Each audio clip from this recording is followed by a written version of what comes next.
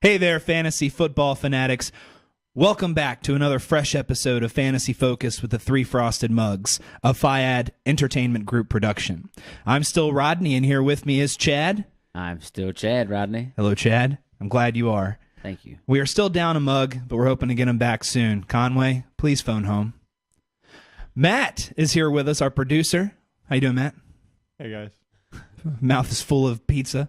Delicious looking pizza. It looks wonderful. I'm full, but I can still crush one. You know, the mind is stronger than the actual physical stomach, I think. But, well, Week 9 is wrapped up, and we are moving into Week 10 of the NFL regular season. There are 4 weeks left of fantasy football regular season, if I'm not mistaken. And for some of you, well, to be honest, it's over. Your playoff dreams have been crushed. All you have to hold on to are your witty team names like the Brady Bunch or the Andy Reid option. The rest of you who are still battling through the path to the championship, let's get into it. Chad. Steven. Let's go over the past week's performances, top performers, and disappointments. Let's do that. Starting with quarterbacks. Does it sound good? Quarterbacks. Top performers, Ben Roethlisberger. Never heard of this guy. Roethlisberger. Roethlisberger, yeah. Had a pretty good game last week, too, I think. Ben, I mean, another 6 touchdowns. You can't sit him. I know a couple people that had him, you know, set the first week that he scored 6 touchdowns, and they were like, well, you can't do it again. I'm going to sit him again. I got better options. Now they're kicking themselves. Not starting them. So Big Ben's tearing it up. Andrew Luck, this guy to me is on that next level. He, you know, all it's going to take for him to be that elite status. You can't be on that elite status until you get a ring. But this guy right here is just churning out big numbers every week. Mm-hmm. And Tom Brady, I mean, ever since the loss to Kansas City, he's just put up big numbers, and you know he's one of your top fantasy options right now. Tom of old. Yeah, old Tom. Leading the Brady Bunch. I'm going to keep saying that because it was... You love that. I do. I love it. All right, what about some disappointments? I had one of these guys on my roster this week, and highly disappointing. Yeah, Phillip Rivers. I mean, who would have thunk that they would have went and got shut out by the Dolphins? Yeah, the Dolphins are a good team. Yeah. I mean, I was preaching that preseason. Yeah. Dolphins are a good team. But to see, you know, how good Phillip Rivers was playing, how good their whole team was playing, nobody would have thought that anyway. Russell Wilson had the perfect matchup at home against the Raiders, and he basically lays an egg. Mm-hmm. Nobody saw that, and this is disappointing if you're a Cowboys fan, I guess, but everybody else in the world saw it. Brandon Whedon, I mean, he's taken, out of any backup, he's taken the most first-team reps of anybody because, you know, during the, I guess, OTAs or whatever, Romo was still resting his back. Right. He was getting all first-team reps. Same thing, Romo doesn't practice Tuesday, Wednesday. Whedon gets all first-team reps, and he comes out and does something like that. I mean, come on, this guy. He didn't look bad in the game he came in for, Romo, against the Cowboys.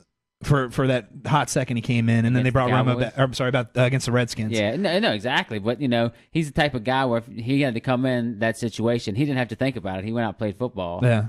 You tell him he's going to be the starter, and he just... You think it's all in his head, Prepper? Yeah, he just clams up. So he's terrible. Get him out of there. If the Dallas is going to do anything, I'd start Dustin Vaughn if Tony Romo's not going to go, but I doubt they'll do that. Okay. All right. Moving on to running backs. Top performances. Top performance. Filling in for Giovanni Bernard, Jeremy Hill. Had a big game. Mm-hmm. Put up some good fantasy numbers for you. Marshawn Lynch, he was finally back after a few disappointing weeks. Again, they had a favorable matchup playing. He didn't have a lot of yards, had some touchdowns playing the Raiders. And Mark Ingram, I mean, if they continue to give him, if they can continue to, if he gets all the, you know, the reps, mm-hmm. give him all the big numbers, a lot of carries, and they quit going, you know, with that whole running back by committee with Kyrie Robinson, Pierre Thomas, Mark Ingram, he's going to be a viable fantasy option as far as a top 10, possibly even top 5, depending on the matchup player. Nice. Okay. All right. What about some disappointing running back performances?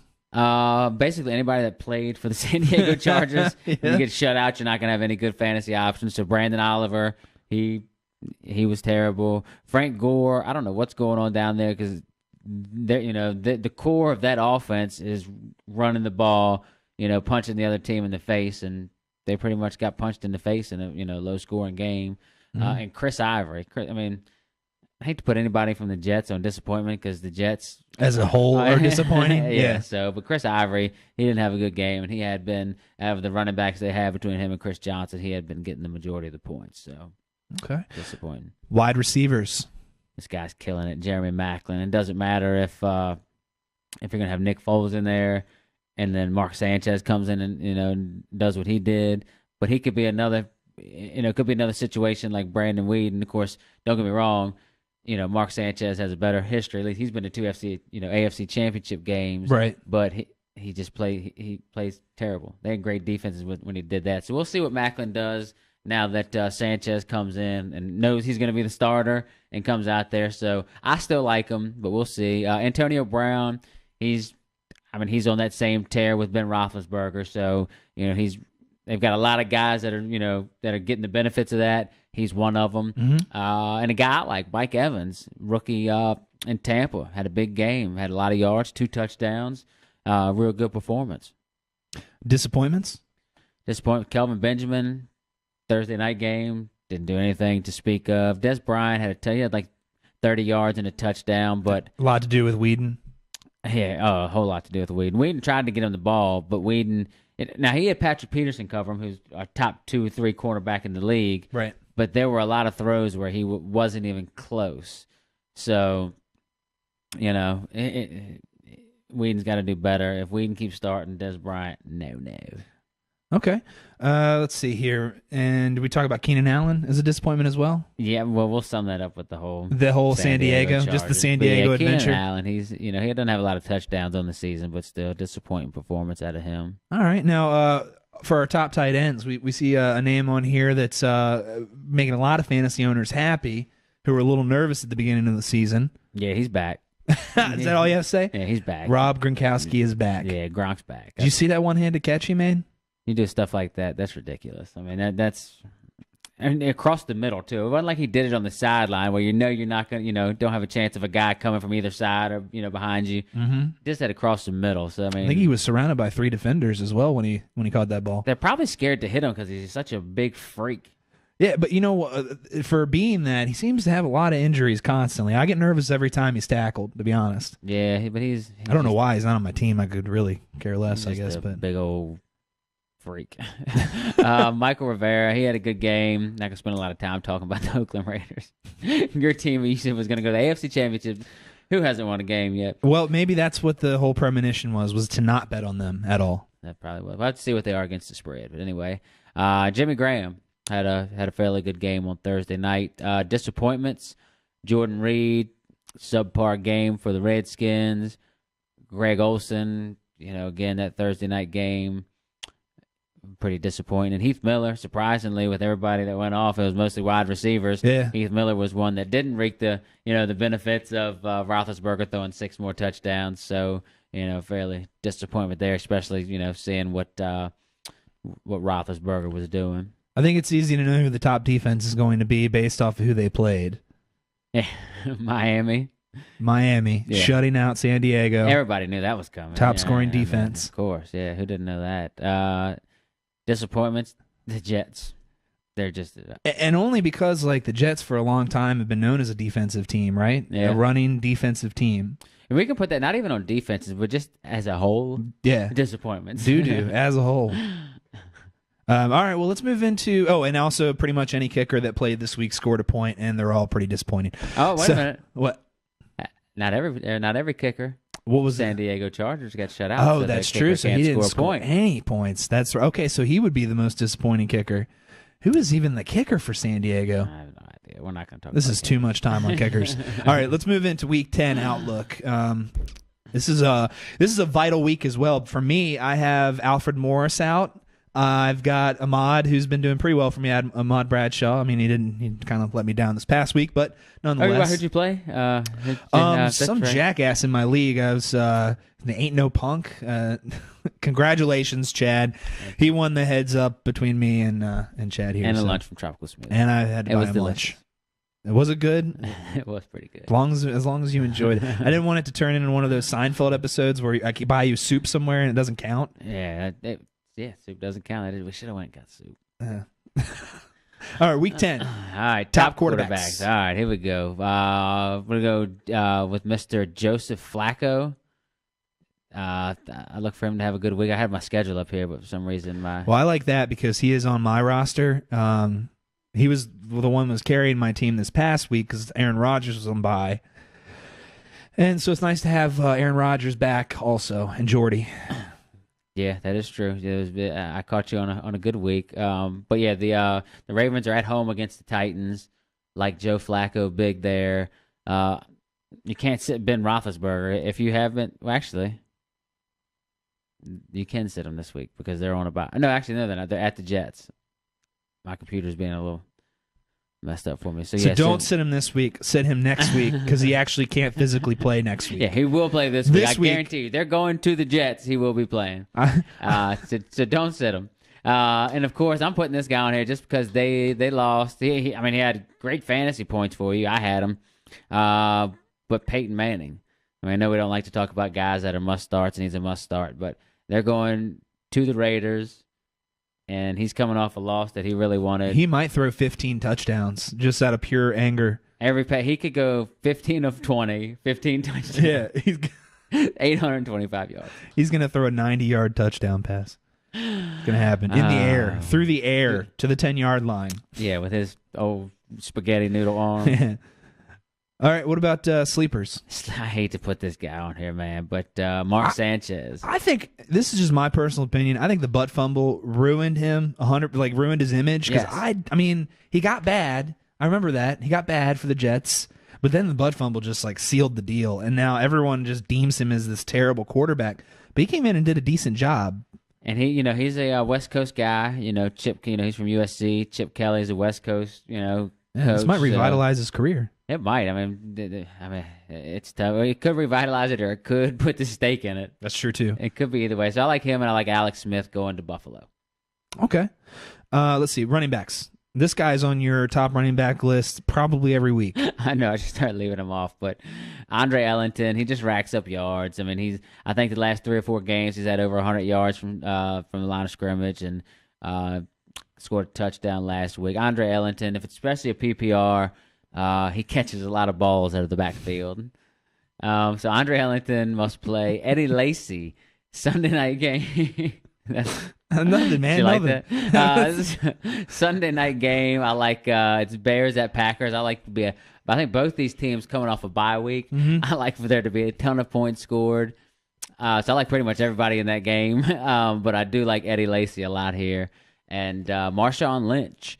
I like Marshawn. They're playing at home against the Giants, and I think what we saw last week. The Seahawks are back to giving him the beast mode, the ball, let him do his thing, and back-to-back weeks at home. I think will only benefit from it. Okay. What about your sleepers? Sleepers. This guy's not so much of a sleeper, but they did have a running back by committee, but he's clearly the lead dog. Justin Forsett.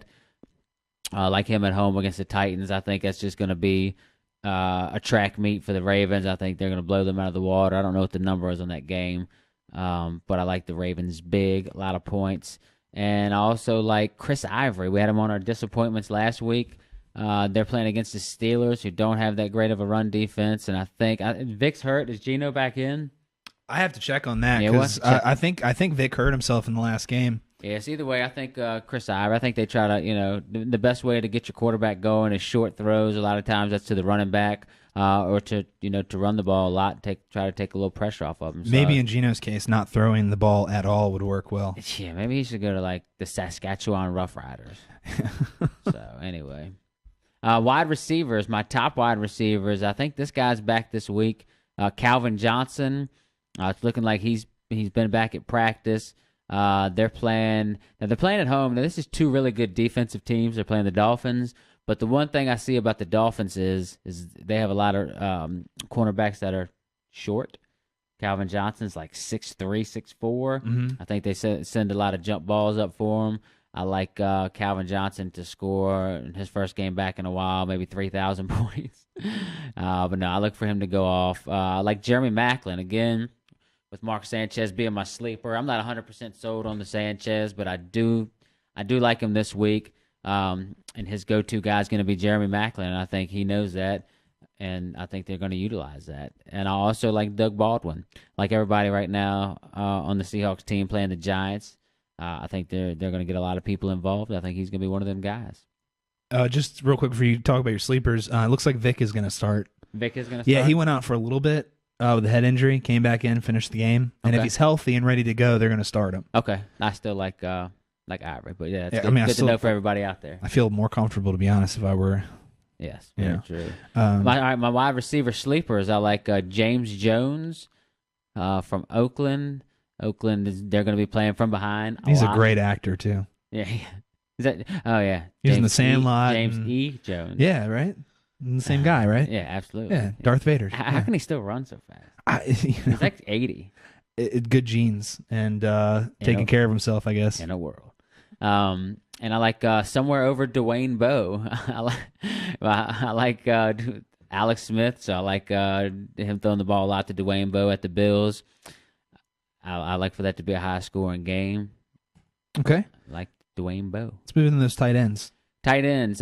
Jason Witten. I think they're going to try to do some things. If he does come back, I think they're going to try to do a lot of quick throws.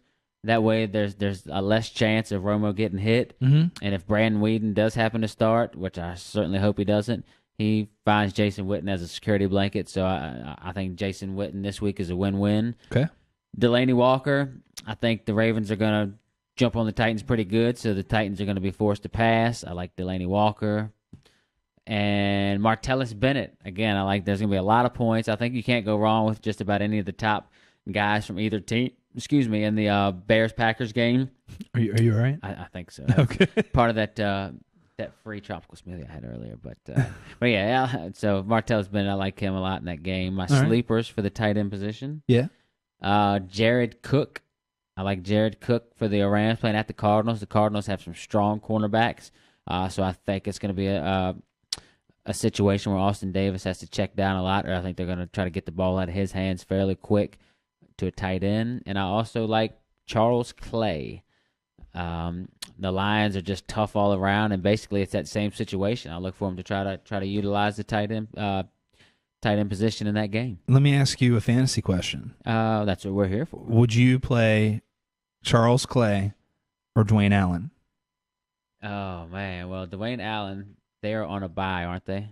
No, I thought. Are they on a bye this week? Yeah, they're on a bye. Oh, well then there you go. Question is answered very easily. So I'll play Charles Clay then. I think you should. I think I should too.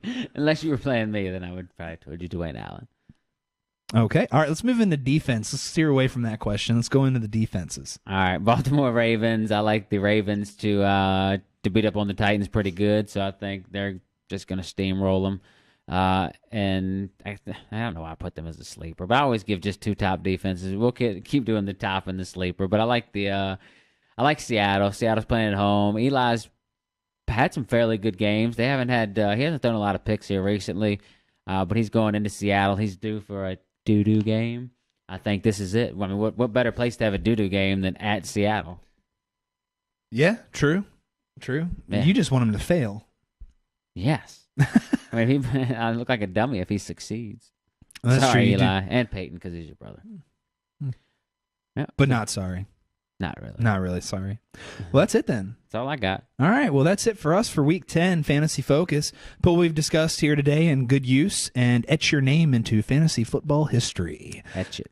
We would like to thank AJ Studios for the post-production and graphics work. And, of course, thank you, Matt, for running the equipment and keeping us on time.